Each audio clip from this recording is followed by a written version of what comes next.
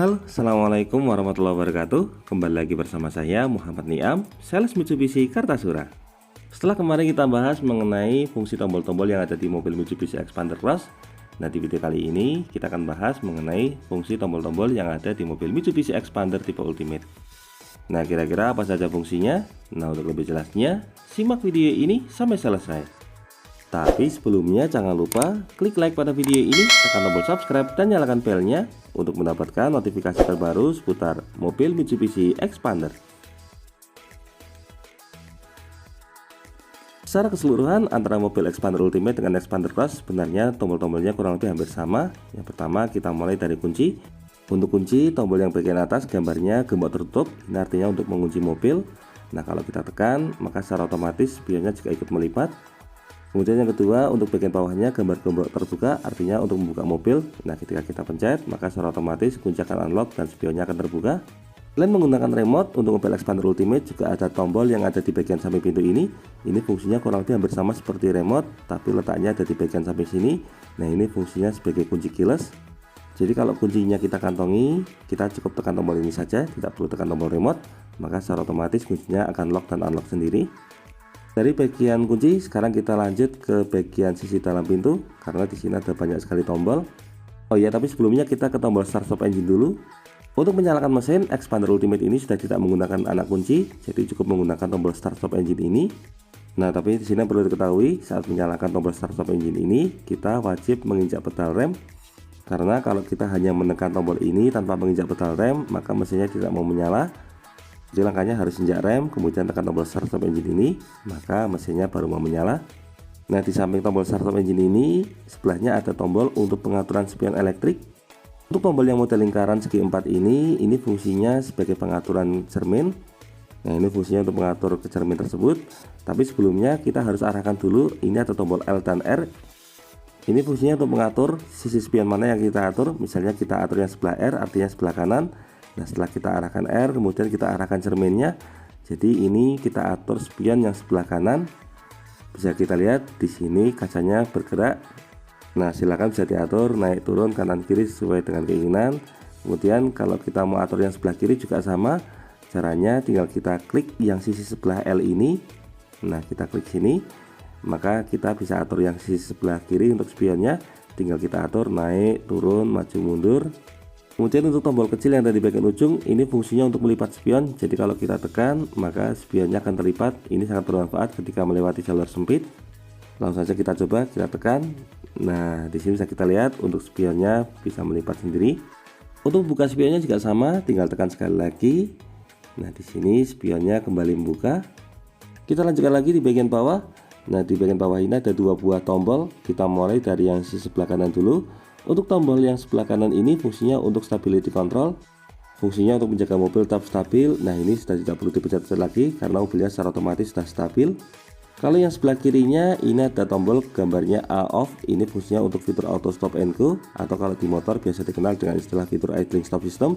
Jadi kalau mobil kita berhenti cukup lama, maka secara otomatis mesinnya akan mati sendiri. Nanti kalau digas tanpa perlu di starter sudah langsung menyala kembali. Nah, kalau mau menonaktifkan fitur ini tinggal tekan tombol ini sekali.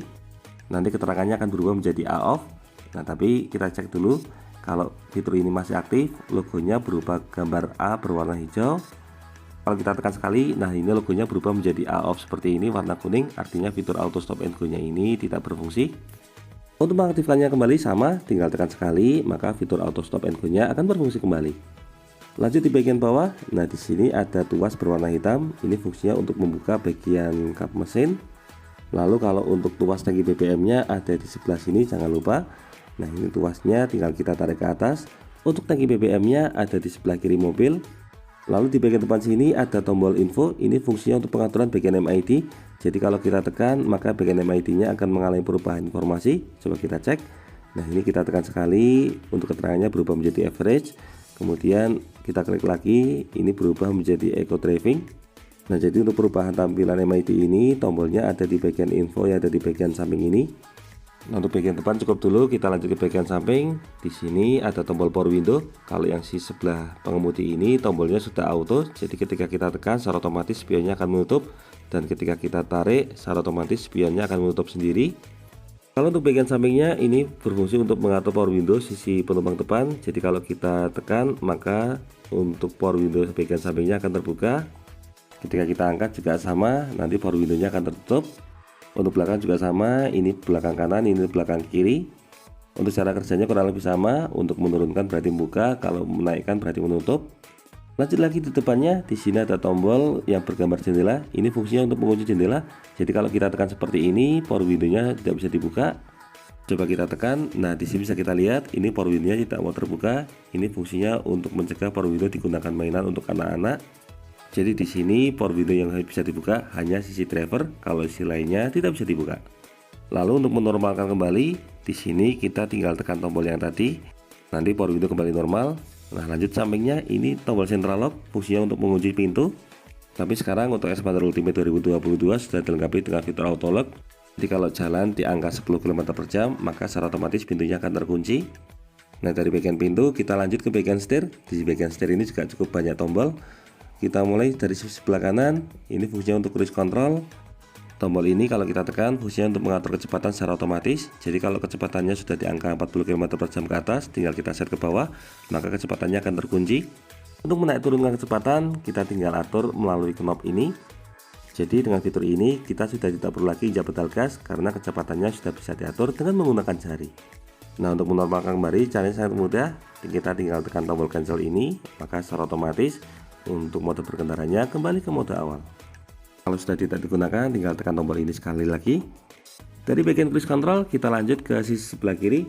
Untuk sebelah kiri ini juga ada tombol fungsinya untuk audio shift steering untuk pengaturan head unit. Kalau yang naik turun ini untuk pengaturan volume, atas berarti tambah volume, bawah berarti kurangi volume. Kemudian untuk kanan kiri fungsinya untuk mengganti channel. Misalnya kita mau ganti channel, tinggal kita geser ke kanan seperti ini, maka channelnya akan berubah. Ini tidak hanya berlaku di radio, tetapi juga berlaku di menu lainnya seperti USB dan sejenisnya. Kemudian untuk bagian bawah di sini ada voice command. Ini fungsinya kurang lebih seperti Oke Google, misalnya buka map. Kalau yang sebelah kanannya ini ada tombol Bluetooth handsfree untuk angkat tutup telepon. Lalu kita ke bagian tuas. Untuk yang sebelah kanan ini ada tuas untuk pengaturan lampu. Jadi kalau yang ujung ini pengaturan lampu, ini untuk lampu senja.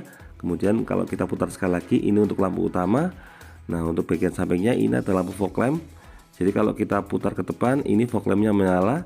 Lalu kalau lampu sen sebelah kanan tinggal kita turunkan ke bawah. Kalau lampu sen sebelah kiri tinggal kita naikkan ke atas. Nah, bisa kita lihat di indikatornya. Kalau lampu senja indikatornya ada di sebelah sana, ini artinya lampunya menyala. Kalau untuk fog lamp indikatornya ada di bagian ujung. Nah, yang warnanya hijau tadi ini artinya fog lampnya juga menyala. Supaya lebih jelas kita coba cek langsung ke bagian eksterior. Nah, di sini bisa kita lihat ini kondisi lampunya menyala semua. Ini untuk lampu senja menyala tiga-tiganya. Kemudian untuk bagian lampu utama juga menyala. Untuk fog lamp di bagian bawah juga menyala semua. Nah, sekarang kita kembalikan lagi ke posisi semula. Kita matikan. Untuk mematikan caranya sangat mudah, tinggal kita putar balik. Ini untuk mematikan lampu utama tinggal putar ke belakang. Kalau untuk mematikan fog lamp sama, tinggal putar ke belakang juga. Lalu kalau sebelah kiri ada tuas untuk pengaturan wiper. Ini jadi kalau untuk wiper utama tinggal tarik ke bawah. Ini wipernya jalan ukuran sedang, semakin ke bawah jalan wipernya semakin cepat. Nah, ini kalau untuk mematikan tinggal dorong ke atas. Kalau mau menyemprotkan air tinggal tarik ke belakang. Nah, di sini air wipernya sudah keluar. Misalnya kondisi kacanya cukup berdebu, tinggal kita tarik saja. Kemudian kalau yang bagian ujung ini tuas untuk pengaturan wiper belakang. Nah, ini kalau kita putar, ini wiper belakangnya ikut berjalan. Untuk menyemprotkan air juga sama, tinggal kita putar ke depan. Nah, di sini bisa kita lihat, ini untuk air wiper belakangnya juga langsung menyemprot. Nah, itu tadi tuas untuk pengaturan wiper. Dari bagian wiper, sekarang kita lanjutkan lagi menuju ke bagian tengah. Nah, itu tadi untuk wiper. Ini untuk posisi setir, semua tombolnya sudah semua. Dari bagian setir, sekarang kita lanjut ke bagian head unit. Nah, untuk head unit, tombol home-nya ada di bagian ujung sebelah kiri ini. Nah, ini untuk fiturnya ada radio, Bluetooth, telepon, kemudian USB. Nah, untuk USB ini slotnya ada di bagian bawah. Jangan lupa slotnya ada di bagian laci penyimpanan bawah. Jadi di sini bisa kita lihat ini ada laci untuk slot USB. Kalau mau menggunakan fitur smartphone connectivity juga dari ujung situ. Kalau kita geser ada menu kamera dan pengaturan. Kita lanjutkan lagi di bagian tengah, di sini ada tombol hazard. Kalau kita tekan maka di sini untuk lampu sennya keduanya akan menyala semua. Ini biasanya digunakan dalam kondisi darurat. Kalau untuk mematikan seperti biasa tinggal kita tekan sekali lagi, maka di sini untuk lampu hazardnya mati. Kita lanjutkan ke AC. Untuk AC sudah digital. Kita mulai dari sisi yang sebelah kanan dulu. Nah, ini tombol untuk off atau mematikan AC dan juga kipas. Kalau ini tombol AC untuk menyalakan AC. Kalau sebelah kiri ini untuk pengatur kecepatan kipas, semakin ke atas kipasnya semakin kencang. Kalau ini untuk suhu, semakin ke atas juga semakin dingin. Lalu di sini ada tombol untuk rear defogger. Ini fungsinya untuk penghangat kaca belakang. Jadi kalau misalnya kaca belakangnya ngembun, tinggal tekan tombol tadi, maka embunnya akan hilang. Nah, kalau di tombol rear defogger ini lampunya menyala, ini artinya fiturnya aktif. Tapi sebaiknya dimatikan saja. Lalu sebaiknya ada max cool, ini untuk AC secara maksimal. Nah, kalau menormalkan lagi, tinggal kita tekan sekali lagi. Kalau sampingnya ada tombol mode untuk arah hembusan, ini untuk kepala. Kita tekan sekali lagi, ini kepala keluar, kaki juga keluar udara. Lalu kita tekan sekali lagi, ini hanya kaki yang keluar, kepalanya tidak keluar. Dan ini bagian kepala saja. Untuk sampingnya lagi tombol AC, ini kalau kita klik sekali lagi, ini untuk mematikan AC. Tapi kipas tidak mati, beda dengan tombol off ini. Kalau off tadi kipas juga ikut mati. Kemudian sampingnya ada tombol untuk air circulator. Ini kalau bisa diusahakan untuk selalu hidup, karena kalau mati nanti mobil ngambil udara dari luar, biasanya nanti mengakibatkan bau solar masuk ke dalam.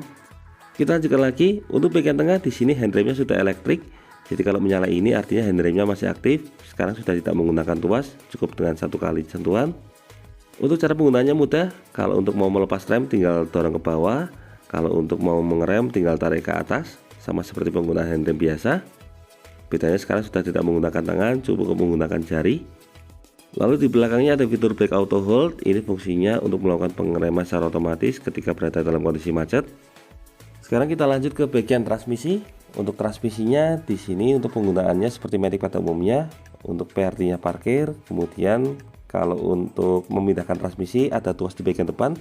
Ini sebaiknya kita tekan terus. Misalnya kita mau pindah ke posisi transmisi ke belakangnya. Nah, ini kalau R artinya mundur. Nah, ketika mundur ini ada indikatornya pada MID, serta untuk kamera mundurnya juga langsung aktif. Nah, kemudian coba kita pindah lagi. Ini kalau N artinya netral. Di bagian MID juga ada indikatornya bertuliskan N. Lalu kita geser lagi ke D. Jadi kalau D ini fungsinya untuk berjalan atau drive. Untuk penggunaan normal sebaiknya tetap di posisi D saja. Untuk kondisi tanjakan juga cukup pakai D selama tanjakannya tidak kondisi macet. Nah, kalau tanjakannya kondisi curam atau macet, kita pindah ke L. Ini artinya untuk low atau putaran gigi rendah. Kalau tanjakannya tanjakan biasa atau tidak macet cukup pakai D, tapi kalau tanjakan curam kondisi macet kita harus pakai L. Kalau normalnya pakai D saja.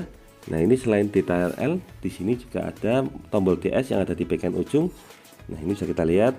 Ini fungsinya untuk menyalip kendaraan. Misalnya kita berada di jalan tol, kemudian kita akan menyalip mobil di bagian depannya, kita tekan sekali. Nah, ini nanti indikatornya berubah menjadi DS. Jadi kalau saat mau menyalip kita tekan tombol DS, maka torsinya akan meningkat. Ini kurang lebih fungsinya seperti menurunkan gigi pada mobil transmisi manual. Nanti kalau sudah selesai menyalip tinggal kita tekan sekali lagi. Nah, itu untuk transmisi. Jangan lupa untuk setiap perpindahan transmisi ini sebaiknya tetap menginjak rem terus, karena kunci utama mobil Matic ada di bagian remnya. Kita lanjutkan. Nah, untuk bagian atas di sini ada tombol untuk pengaturan lampu. Nah, kurang lebih biasa. Lampu ini juga ada 3 posisi. Untuk posisi pertama ada posisi mati. Kemudian kalau yang tengah ini posisi pintu. Jadi kalau pintunya ada terbuka nanti lampunya akan menyala. Sebagai contoh di sini kita buka pintu. Nah, ini lampunya langsung menyala. Jadi cara paling mudah untuk mengetahui ada pintu yang belum rapat, kita bisa atur di bagian tengah ini. Kalau sudah mati artinya pintunya rapat semua. Nah, kemudian untuk yang sebelah kanan ini untuk menyalakan lampu terus. Nah, kurang lebih itulah fungsi tombol-tombol yang ada di mobil Mitsubishi Xpander tipe Ultimate terbaru tahun 2022. Nah, kalau ada yang masih kurang jelas silahkan tuliskan pada bagian kolom komentar. Demikian video mengenai penjelasannya. Semoga video ini dapat bermanfaat, terutama bagi Anda yang saat ini sedang berencana untuk membeli mobil Mitsubishi Xpander. Untuk info dan pertanyaan seputar mobil Mitsubishi Xpander, silahkan bisa menghubungi kami, Muhammad Niam, di nomor 081 228 447 856. Atau bisa juga kunjungi channel YouTube kami lainnya. Di sini ada channel Gudang Mitsubishi yang akan berikan informasi terbaru mengenai update unit ready stock dari mobil Mitsubishi. Untuk linknya sudah kami cantumkan pada bagian kolom deskripsi. Jangan lupa klik like, subscribe, dan bagikan video ini kepada semua orang yang Anda kenal. Saya doakan bagi Anda sudah like dan subscribe pada video ini, semoga rezekinya semakin lancar dan tahun ini bisa membeli mobil Mitsubishi Xpander semua. Terima kasih banyak sudah nonton video ini, semoga bermanfaatnya. Sekian, jangan lupa ingat Mitsubishi, ingat Mas Niam. Terima kasih.